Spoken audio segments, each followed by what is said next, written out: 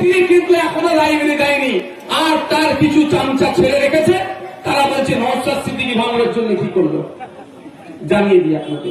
তো আমার ক্ষমতা যদি থাকতো না লাইব্রেরিয়ানকে নিয়ে এসে বসিয়ে দেওয়ার, আমি লাইব্রেরিয়ানকে নিয়ে বসিয়ে দিতাম নিয়ে এসে। আমি তো বিরোধী দিব। আমার সবার কাজ কি ওখানে গিয়ে জানিয়ে দেওয়া। আইনসভায় যেখানে আইন তৈরি হচ্ছে, বিধানসভায় গিয়ে জানানো যে আমার বিধানসভায় এই লাগবে।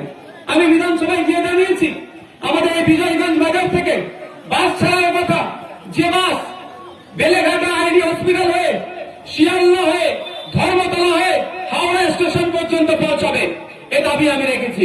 আমি দাবি রেখেছি যে ভাঙড়ের মানুষ, ধার্মিক মানুষ, এখানকার মানুষ যেমন ফুরফুরা শরীফে যেতে পছন্দ করে, এখানকার যারা হিন্দু সমাজের আমার মা বোনেরা আছে তারা আমার দক্ষিণেশ্বর মন্দিরে যেতে পছন্দ করে, তারা বিভিন্ন ধর্মস্থানে যেতে পছন্দ করে।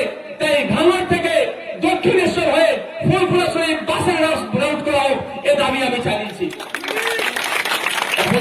মন্ত্রী যদি না চালাই এটাও কি আমার দোষ? আমার ক্ষমতা নেই তো, আমার সেটা রাইট নাই। ক্ষমতা থেকে বেশি করে সেটা আমার অধিকারে দেয়নি যে 4টে সিডিসি বাস নিয়ে এসে আমি লাগিয়ে দেবো এখানে। দিলে তো বুঝতে পারতো কি করতাম আমি। বুঝতে পেরেছেন? আমার এই বামনঘাটা 1, দেওতা 1, দেওতা 2 থেকে কেউ যদি ব্লক অফিসে আসতে চায়, তার টোটো অটো ভাড়া প্রায় 30 থেকে 50 টাকা খরচ হয়ে যায়।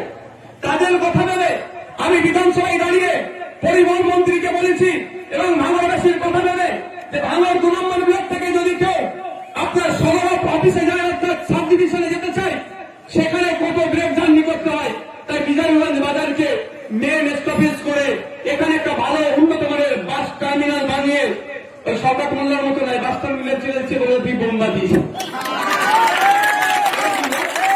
আমার উত্তর দিতে পারে। তখন বলেছিল দেখেছি, আমাকে বলেন যে আপনি যে বোম্বা দেন, আপনি বাস নিয়ে কি করবেন কথা বলেনি। তা আমি ভাঙড়ের সাথে রাজ্যের বিভিন্ন জায়গার মানুষের সাথে কানেক্ট করা যায়, বিশেষ করে পর্যটন কেন্দ্র যেগুলো আছে, দীঘা থেকে শুরু করে, বকখালি থেকে শুরু করে বিভিন্ন পর্যটন কেন্দ্র থেকে যাতে কানেক্ট করা যায়, ভাঙড়ের 1 নম্বর 2 নম্বর ব্লককে ছুঁয়ে যাতে বাস রুট হয়, তার ব্যবস্থার জন্য আমি বারবার সোচ্চার হয়েছি। কিন্তু আমি একা বিধায়ক সারা রাজ্যে, ওর জন্য আমাদের কর্ণপাত করেনি। কিন্তু আমাকে অফার দেওয়া হচ্ছে আপনি চলে আসুন, কি লাগবে বলুন। কিন্তু আমি আপনাদের সাথে বেইমানি করতে পারবো? করেছি। আমার কাছে আমার বদনাম হচ্ছে, আমাকে ডিস্টার্ব করছে আমার কাজ করতে দিতে, অনেক ঝামেলা করছে। আমার ওরাই বলছে যে এমএলএ সাহেব কি করলো তার খতিয়ান দেখাও। আমি আপনাদের বলছি, কাগে কান নিয়ে চলে গিয়েছে, কাগের দিকে তাকাবার দিন শেষ হয়ে গিয়েছে। কানে হাত দিয়ে দেখুন কান আছে না নাই। আমি বলেছি ওদেরকে, আপনাদের বলছি, আপনারা চিন্তিত হবেন না, বিব্রত হবেন না।